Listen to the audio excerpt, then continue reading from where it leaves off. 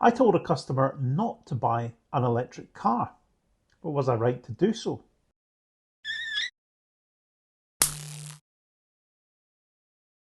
For those of you that have missed a few videos, I am now pretty established as a second-hand car dealer specialising in the sale of used electric cars, and specifically for those people starting out their EV journey for the first time with a lower budget, sort of sub £10,000 kind of budget, which is the ideal area for someone that wants to dip their toe into the water and see if an electric car works for them.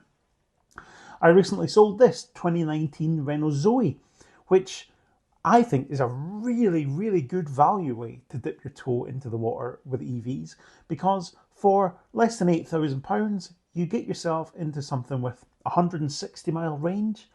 That although it doesn't have DC charging, it still charges at 22 kilowatts Type 2, and for an awful lot of people could replace their main car, but certainly could replace that second car that does the school runs and trips to the supermarket and all that kind of stuff, without the disadvantages you might have of the smaller battery version where you need to worry a little bit more about charging a little bit more often.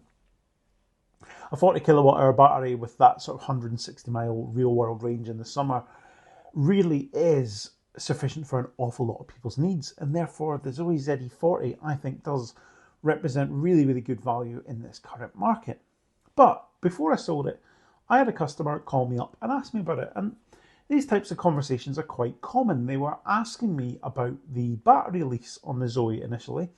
I don't buy any Renault Zoes into stock that have a battery lease still on them. I only deal in the ones that are battery owned, because the battery lease really is a little bit of a pain for the dealer trying to sell it, for the person buying it, for the person that buys it later on when that owner is done with it and wants to sell it. It really is just a nightmare at every step of the chain. If you're a dealer and you take a battery lease car into stock, Mobilise, Renault Financial Services, will come after you for the lease payments for all the time that that car is in stock in your possession. And then when you sell it on, until the new owner actually properly, fully takes on the lease, you're still liable for it. Should anything go wrong with the paperwork during that time, you will remain on the hook for that. And all in all, it is just a big mess. The battery lease promised protection by extending the battery warranty indefinitely, but then Renault moved the goalposts by making the percentage state of health that it covers lower and lower over time. So once a Zoe is over 10 years old, I'm pretty sure that the warranted state of health is like 60% or 70%. And actually, even some of the highest mileage ones on the market haven't got down to those levels, and therefore the battery warranty isn't really worth anything. So the lease becomes this constant monthly payment you've got to make with very little benefit. And when these cars get down to 8 grand, 7 grand, 4 grand, I mean, I've got a Zoe ZE22 in stock at the moment on a 16 reg, and it is, it's a less than £5,000 car. It's advertised for 4,695.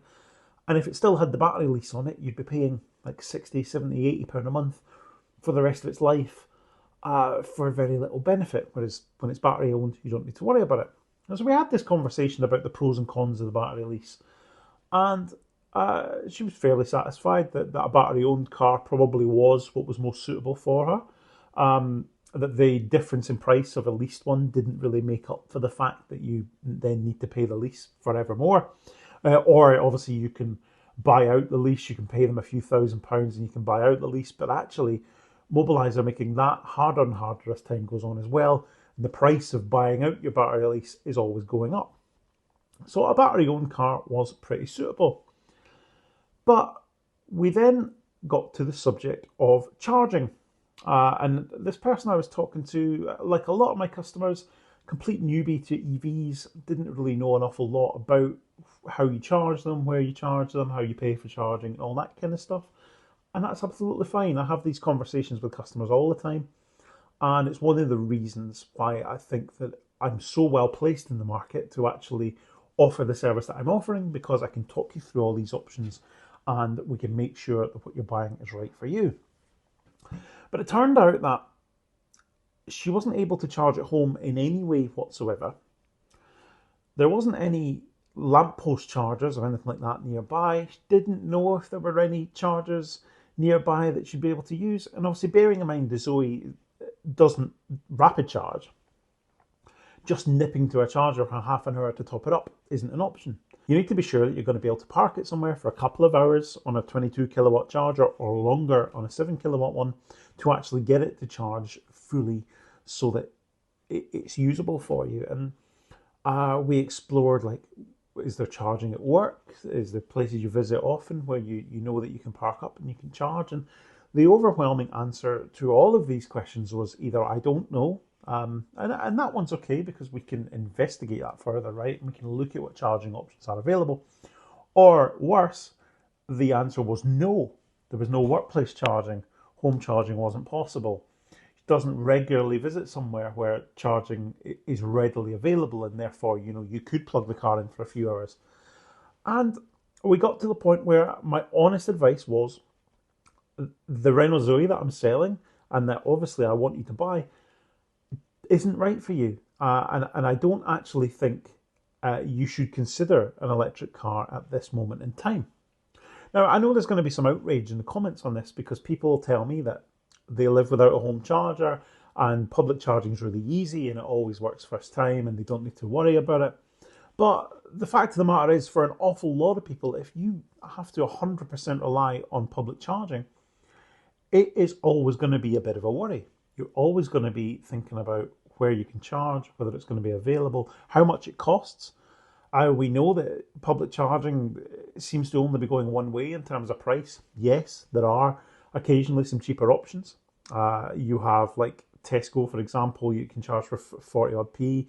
Tesla superchargers, obviously often said to be the option for people that are a bit cost conscious and want to save money, but again, only good to you if you've got a CCS car that can DC charge. Absolutely no good to a Zoe, no good to a Leaf, and therefore Tesla superchargers aren't that silver bullet for people without home charging either. And so not only did I suggest that the Zoe wasn't particularly suitable for our needs, I didn't actually think any electric car was. And with a sort of sub £10,000 budget, you're really going to struggle to find something that would suit your needs. I mean, yeah, some of the MG stuff, you can get a high mileage ZS or MG5 just about with that kind of budget now. And they can rapid charge, and in the case of the MG5, it has a little bit more range. But all in all, without home charging, without workplace charging, or without regular access to sort of known, trusted charging, where it's always going to be a bit of a roll of the dice, and you're going to have to hope you can charge where you want to, I honestly couldn't, in good faith, sell this car to her. And I didn't think that it was suitable for her needs, and I thought that it honestly would just become a little bit of a miserable experience.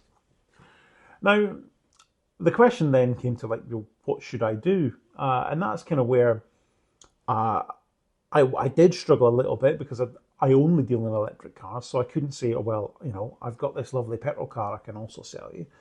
But it turns out, with that kind of budget, she needed an automatic car, and it does get quite difficult. Buying a second-hand automatic for like a 5 to 10 grand budget is actually quite hard, especially if you want something like a little bit smaller, like Zoe kind of size. It's pretty expensive. There's a lot of rubbish out there, and it can be quite hard. And actually, if you can overcome the charging situation, EVs represent a way that people that need an automatic can actually get into one without completely blowing their budget. They can get into something quite new and quite well featured versus the petrol or diesel alternatives.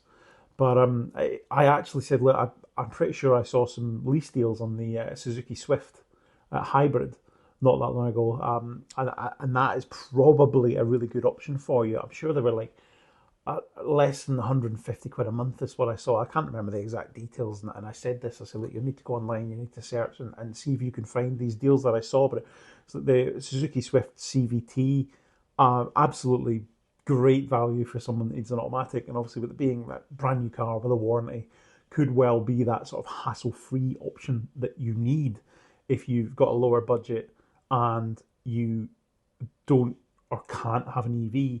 A little petrol automatic, or I think like a self-charging hybrid or whatever they call it, probably is a decent option for you. And it's definitely not something that should be ruled out completely.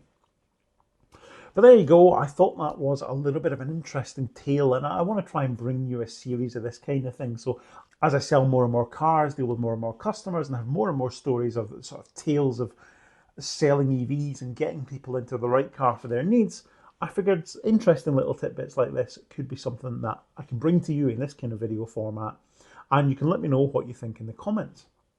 Was I right to say I don't think an EV is actually right for you? Or would you have carried on selling it to them regardless? I'd be really interested to hear what you think. I would also love to hear your tales of dealing with a 100% public charging type situation. If you can't charge at home, can't charge at work, and you're always having to scout out somewhere to charge, let me know how it goes for you. Tell me about how you've managed to find a way to do it cheaply or a bit easier than you'd imagine, because I'd love to know how people are coping with that situation. But for me, unless you have that sort of definite workplace or home charging, it really, the proposition does become quite difficult. But that was it for this video. Thank you very much for watching. If you've enjoyed hearing this story, do make sure you like this video and make sure you subscribe to the channel so you don't miss out on more content like this. Thank you very much for watching. I'll see you next time.